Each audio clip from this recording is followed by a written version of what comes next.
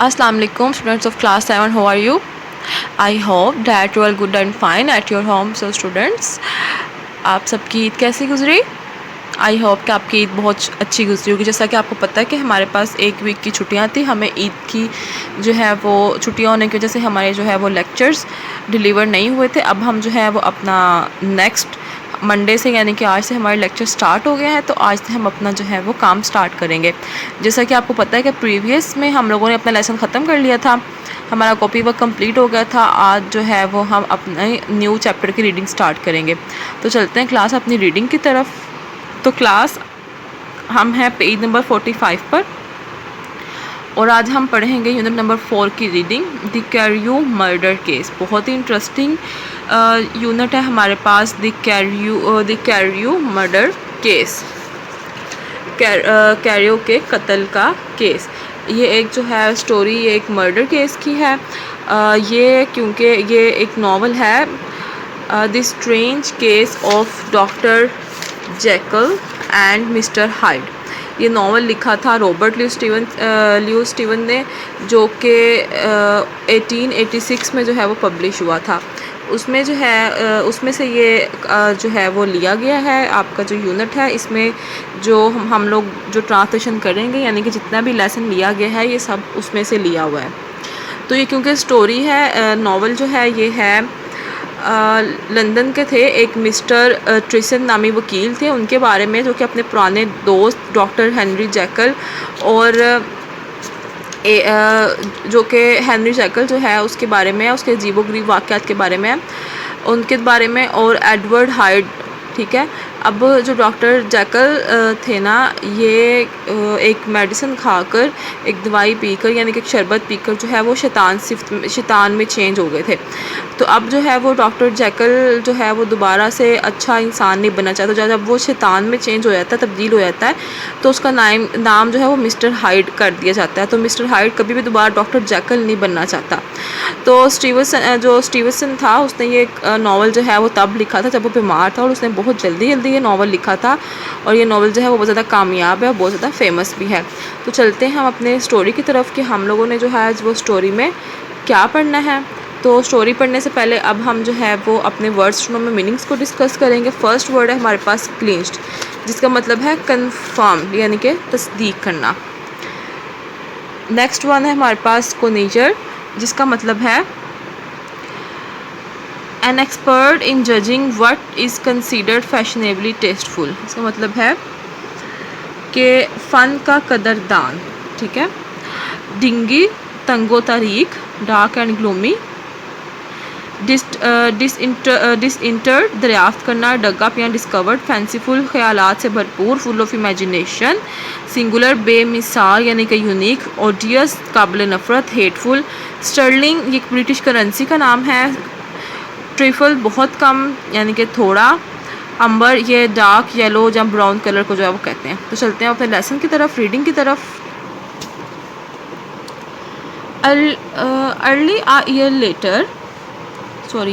Nearly a year later, in the month of October, London was startled by a crime of singular ferocity and made all the more notable by the high position of the victim. Started का मतलब लिखेंगे चौंकाना, और ferocity का मतलब है शिद्दत। Nearly a year later, तकरीबन एक साल बाद, in the month of October के महीने में, London was startled by a crime of singular ferocity and made all the more notable by the high position of the victim. London एक बेमिसाल शिद्दत के हामिल एक जुर्म ने लंदन को जो है वो चौंका दिया, यानी कि एक ऐसा जुर्म जो है वो लंदन में हुआ जिसने पूरे लंदन को चौंका दिया। And made all the more notable by the high position of the victim, और चूँकि जो शिकार था वो एक आला मर्तबे पर फाइज था, इस वजह से वो और भी ज़्यादा नुमाया हो गया था। यानी कि जो विक्टिम था, जो कि शिकार था, उसके आला मर्तबे पर होने की वजह से और भी नुमाया हो गया था। The details were few and startling. तफसीलात बहुत कम और चौंका देने वाली हैं। A maid servant living alone in a house not far from a river. एक जो है मुलाजमा यानी कि खादमा या मुलाजमा जो कि दरिया से कुछ ही फासले पर एक घर में तन्हा रहती थी, had gone upstairs to bed about 11। वो 11 बजे जो है वो बलाई मंजिल पर सोने के लिए गई। Although a fog rolled over the city in the small hours, अगरचा रात के शहर पर धुंध छा गई थी। The early part of the night was cloudless and the lane, which the maid's window overlooked was brilliantly lit by the full moon. The early part of the night was cloudless. रात का इब्तदाई हिस्सा बेअबर था, cloudless बेअबर, and the lane और गली, lane का मतलब है गली, which the maid's window overlooked was brilliantly lit by the full moon. और जिस गली पर खादमा की खिड़की खुलती थी पूरे चांद से खूब रोशन थी। यानी कि धुंध जो है वो पूरे शहर पर छा चुकी थी और रात का जो है वो आधा इब्तदाई हिस्सा जो है वो बेअबर था, और गली यानी कि जिस गली में जो खादमा है जो कि मेड थी उसकी विंडो खुलती थी वो पूरे चांद से जो है वो खूब रोशन थी। It seems she was fanciful, for she sat down upon her box, which stood immediately under the window, and fell into a dream of music. It seems she was fanciful, ऐसा मालूम होता था कि वो भरपूर तख़ील रखती है, यानी कि वो ख्यालात से भरी हुई है। For she sat down upon her box, क्योंकि वो अपने डब्बे पर बैठ गई। Which stood immediately under the window, जो कि बिल्कुल एन खिड़की के नीचे पड़ा था, and fell into a dream of music, और गहरी सोच विचार के ख्वाब में खो गई। नेवर, कभी नहीं, शी यूज टू से with streaming tears when she narrated that experience. Streaming बहना, नरेटेड बयान करना, एक्सपीरियंस तजर्बा। नेवर, कभी नहीं, शी यूज टू से विद स्ट्रीमिंग टीयर्स, बहते हुए आंसुओं के साथ उसने कहा, when she narrated that experience, उस तजर्बे को बयान करते हुए वो कहा करती थी। वो उस तजर्बे को बहते हुए आंसुओं के साथ उस तजर्बे को बयान करते हुए वो क्या कहा करती थी? नेवर, कभी नहीं। Never had she felt more at peace with all man or thought more kindly of the world. तमाम मर्दों के हवाले से इससे ज़्यादा पुरसकून और दुनिया के बारे में इससे ज़्यादा शफ़क़त के साथ इसने कभी नहीं सोचा था।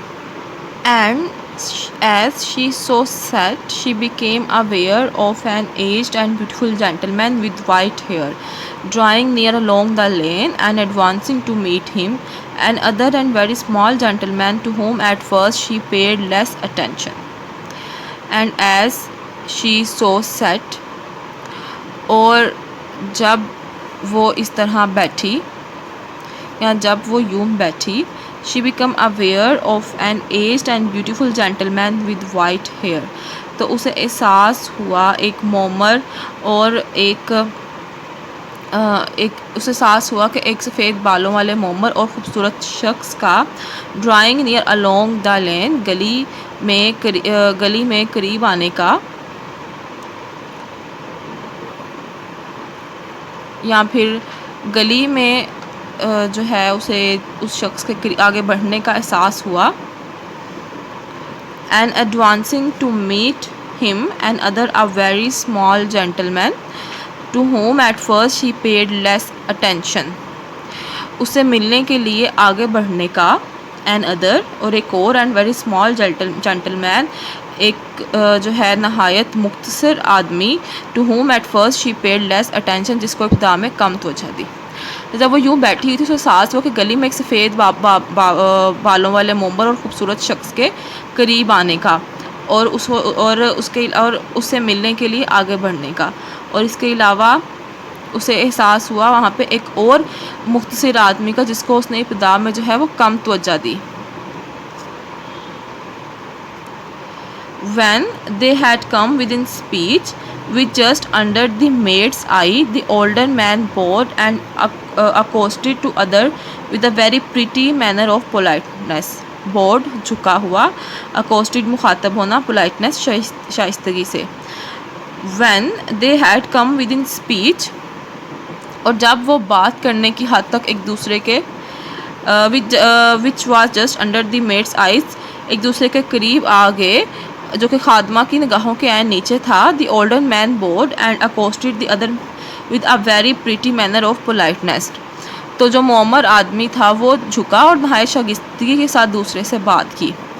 अच्छा, अब यहाँ तक जो हमने पढ़ा है उसमें हमने ये पढ़ा कि जो एक मुलाजमा थी, जब वो अपने कमरे में गई सोने के लिए तो वहाँ पर जो है वो बैठी हुई थी और अपनी वो सोचों में गुम थी। तो उसे वो क्या देखती है, नीचे उसको दो आदमी नज़र आते हैं। एक आदमी नहायत सफ़ेद बालों वाला मोमर शख्स नज़र आता है, दूसरा उसको एक मुख्तसर सा यानी कि छोटे कद का आदमी, नॉर्मल कद का आदमी नज़र आता है। तो वो देखती है, क्या देख रही होती है कि जो बूढ़ा आदमी है वो नहायत शाइस्तगी के साथ झुककर उसे कुछ पूछता है।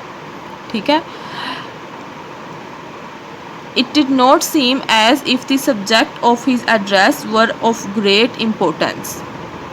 Indeed, from his pointing, it sometimes appeared as if he were only inquiring his way, but the moon shone on his face as he spoke, and the girl was pleased to watch it.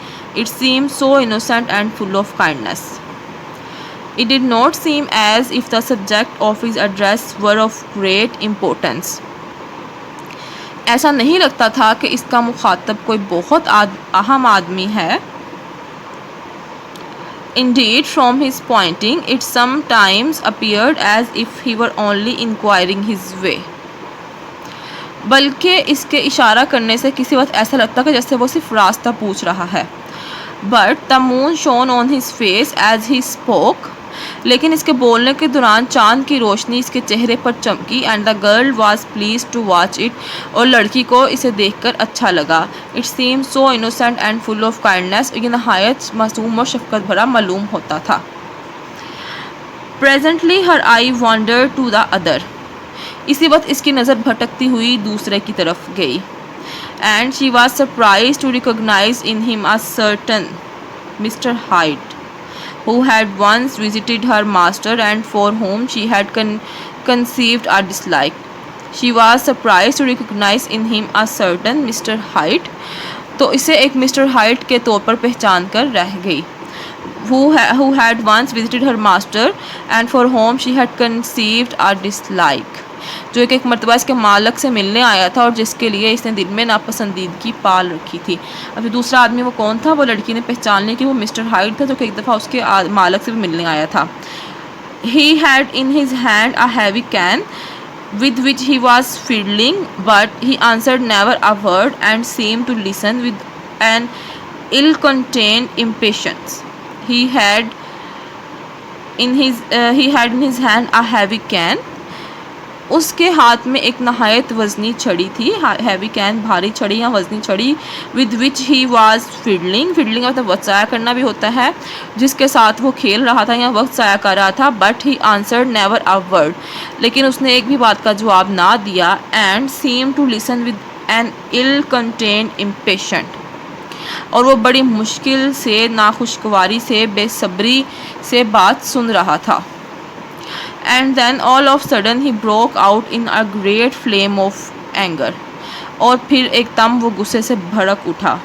Stamping his foot, उसने अपना पाँव पटका। Branching the can, छड़ी लहराई। And carrying on as the maid described it like a madman, और जैसा कि खादमा ने बताया, छड़ी लहराते हुए एक पागल इंसान की तरह हरकतें करने लगा या हरकतें करते हुए। The old gentleman took a step back, मोमर शख्स एक कदम पीछे हट गया। With the air of one very much surprised and a trifle hurt, and at the Mr Hyde broke out of all bounds and clubbed him to the earth. मोमर शख्स जो वो पीछे हट गया, एक कदम पीछे हट गया, किसी ऐसे शख्स की तरह जो हैरान रह गया और जिसे किसी कदर दुख भी पहुंचा हो, और इस पर मिस्टर हाइड ने तमाम हदें तोड़ दी। बाउंस हदें, तो मिस्टर हाइड ने तमाम हदें तोड़ दी। Clubbed him down to the earth, और उसे छड़ी मार मार कर ज़मीन पर गिरा दिया। एंड नेक्स्ट मोमेंट, और अगले ही लम्हे, विद एप लाइक फरी, बंदर के गुस्से की तरह के साथ ही hailed down a storm of blows, उसने ज़रबात की बारिश कर दी। ही at the horror of the sights and sounds the maid fainted, बेहोश होना। इन तमाम मनाजिर और वादों की दहशत से खादमा बेहोश हो गई। It was 2 o'clock when she came to herself and called for the police. वो 2 बज चुके थे जब वो होश में आई और पुलिस को बुलाया। The criminal was gone long ago, but there lay his victim in the middle of the lane, incredibly beaten up. The criminal was gone long ago. मुजरिम बहुत देर पहले जा चुका था, but there lay his victim in the middle of the lane. लेकिन गली के बीचों बीच उसका शिकार पड़ा हुआ था। इनक्रेडिबली बीटन अप, तशद्दुद, हैरान हद तक तशद्दुद शुदा। जो था मुजरिम, वो बहुत देर पहले जा चुका था, लेकिन गली के बीचों बीच हैरान हद तक तशद्दुद शुदा इसका शिकार पड़ा हुआ था। The stick with which the deed has been done, although it was of some rare and very tough and heavy wood, had broken in the middle, and one splintered half had rolled in the neighboring gutter. The other, without doubt, had been carried away by the killer. Splintered tukra, rare come. The stick with which the deed had been done, जिस छड़ी से ये काम किया गया था, although it was of some rare and very tough and heavy wood, अगरचा ये किसी कामयाब और बड़ी मजबूत और भारी लकड़ी से बनी हुई थी। कामयाब यानी कि रेयर, यानी कि जो बहुत कम मिलती है चीज़ें, और किसी बहुत भारी लकड़ी से बनी हुई थी। Had broken in the middle and one splintered half and rolled into the neighbouring gutter, बीच में से टूट गई थी और इसका टूटा हुआ आधा हिस्सा पास के गटर में जा गिरा था। The other without doubt had been carried away by the killer, और दूसरा बिलाशुबा कातिल अपने साथ ले गया था। A purse and a gold watch were found upon the victim, एक बटवा और एक सोने की घड़ी उसके विक्टिम के पास से मिले, यानी कि मकतूल के पास से मिले। But no cards or papers except a sealed and stamped envelope which he had probably carrying to the post, and which bore the name and address of Mr. Utterson. But no cards or papers, लेकिन कोई भी कागजात या card नहीं। Except a sealed and stamped envelope, सिवाय एक steel और stamped एक जो है वो सील या टिकट लगा हुआ लिफाफा, which he had to probably carrying to the post, and which bore the name of address of Mr. Utterson, जो कि वो गारबन डाक में डालने के लिए जा रहा था, जिस पर मिस्टर अटरसन का नाम और पता लिखा हुआ था। This was brought to the lawyer the next morning,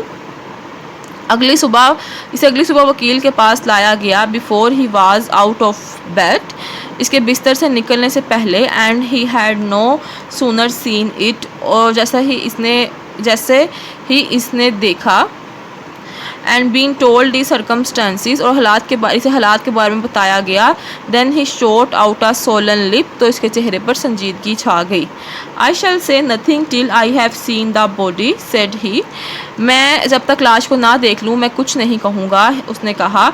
this may be very serious, ये बहुत संजीदा मामला हो सकता है। यहाँ पर मिस्टर अटरसन की बात हो रही है, यानी कि उन्होंने मिस्टर अटरसन को जो है अब वो बुलाया है तफ्तीश के लिए। तो वो कह रहे हैं जब तक मैं लाश नहीं देखूंगा तो मैं कुछ नहीं कह सकता। Have the kindness to wait while I dress, मेरे लिबास तब्दील करने के दौरान इंतज़ार करने की मेहरबानी दिखाइए, या मेरे लिबास तब्दील करने तक इंतज़ार करें। And with the same grave face he hurried through his breakfast and drove to the police station whether the body had been carried. And with the same grey face he hurried through his breakfast, और उसी संजीदा चेहरे के साथ उसने जल्दी से नाश्ता किया।